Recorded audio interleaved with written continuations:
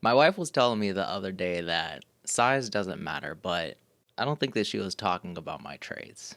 Maybe she's talking about my mustache. Because when it comes to trading options, size absolutely does matter and it can make a huge difference in your profits. So in today's video, we're going to be talking about trade sizing, why size does matter, and at the end of this video, I'm going to show you how I size my options positions. First, I need to explain what is position sizing.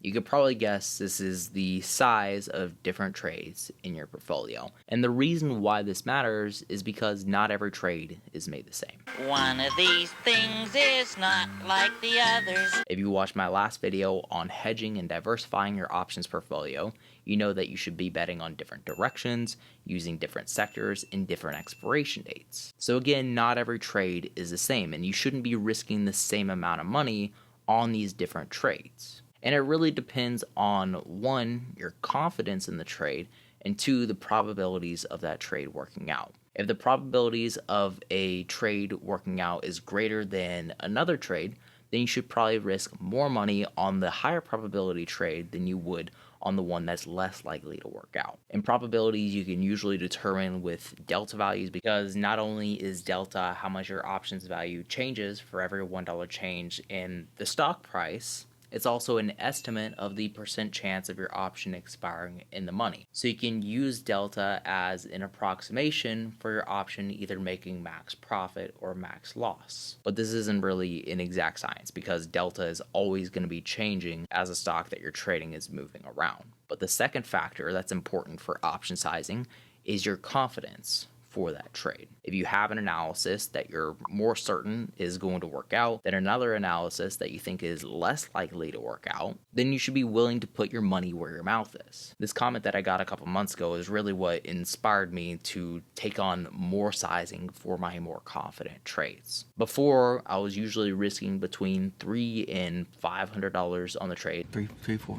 I gotta pump those numbers up. Those are rookie numbers. But I upped the stakes to where now for each option, I'm risking up to $1,500. And that's the most that I'm willing to risk on any given option. My options balance right now is around $10,000. So this means for each of my most confident trades, I'm going to be putting up 15% of my portfolio, which means that I can lose about 8 of these most confident trades. And right now, my win rate is around 70%. And I found over the last few months, the options that I'm most confident for are usually more likely to work out than the ones that I'm least confident in. I had one of my patrons go through and sort the grades that I would give on each trade, which was my confidence in the trade, and he showed me that the ones that I had the least confidence in, or my C grade trades, were the ones that performed the worst. So this was really eye-opening data, and it sort of confirmed that this grading system is working. This is how I determine how much size I'm going to put on my trade. So for the trades that I'm the most confident in,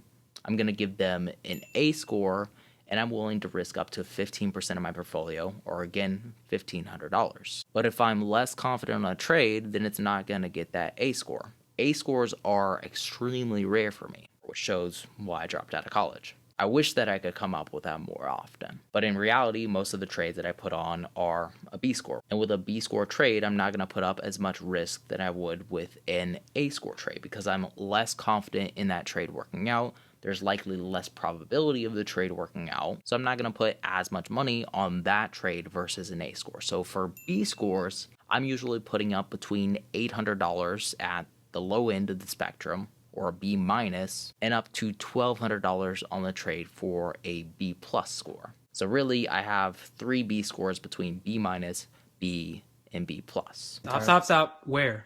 Where's the B? There's a B. And this determines how much money I'm willing to put down. So this isn't the same $1,500 that I'm willing to put down on my A score. But that's not to say that these trades can't make a lot of money, because usually whenever I'm doing these trades, it's based on statistics. I'm a very math-oriented person, and I like to look at numbers a lot. So I looked at the last 8 months of trading since the beginning of this bear market, and I found that pretty much every single month during the third and the fourth week, the stock market would make a move in a really big way. And piecing this together, the reason for this is because of how many options are being traded right now. Because of all the open interest that we've seen in options over the last 8 months, due to this bear market and the volatility, the amount of options that are being open right now is moving the markets in a bigger way than it would before. So logically, it makes sense for these big moves to happen during weeks 3 and 4 whenever the biggest expiration date comes around in week 3. Week 3 is always the most popular expiration date each month because this is the monthly option. Weekly options usually have less trading volume behind them, and then quarterly options are the ones that expire every 3 months, have even higher open interest. And this is where quad witching comes into play. Quad witching is whenever you have a bunch of contracts expiring at the same time, because you have weekly options, you have monthly options, you have quarterly options,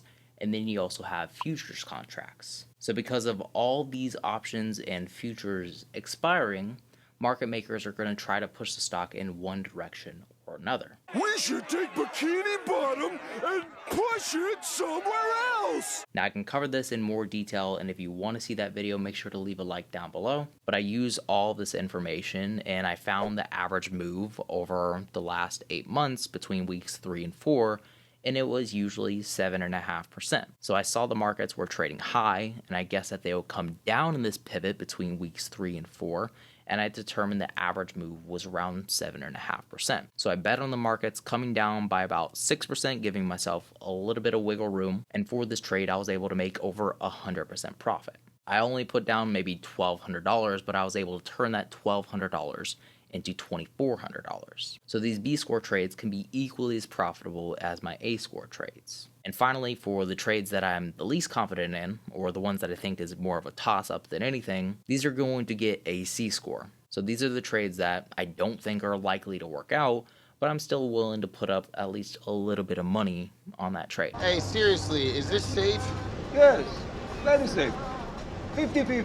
50-50, what, like 50% we live, 50% we die? And the risk that I'm willing to put down on a C-score trade is usually between $500 and $800. So this is about 5 to 8% of my options balance, and I don't use these very often because, again, these are the ones that I'm the least confident in. So it doesn't make a lot of sense for me to take on a lot of these trades. Usually these don't end up working out, so I don't want to put a lot of money down and continuously lose money on these options. But if I were to size these the same as my A-score trades at $1,500 on these C-grade trades, I would be more likely to be losing money. So if I were to put down the same amount of risk on these C-grade trades versus my A-grade trades at $1,500, if I'm not making 100% on every single one of these C-grade trades, then I'm not going to be making any money. I'm probably going to blow up my portfolio. So this is why option sizing is so important. Hopefully you found this video useful. Thanks for making it all the way to the end, and thanking all my patrons for their support. And as always, remember to stay positive, stay green. I'll catch you in the next one. Bye, guys.